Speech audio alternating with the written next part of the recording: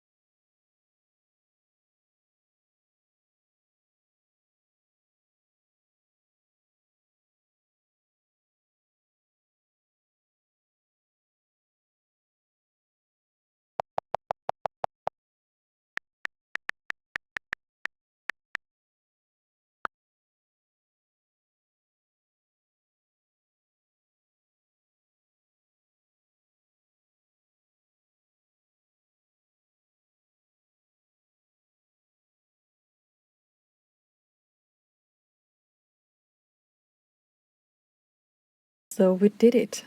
I hope you liked this tutorial and that you're having a lot of fun with your new brush. Remember to like, subscribe and leave me a nice comment. Thank you so much for watching.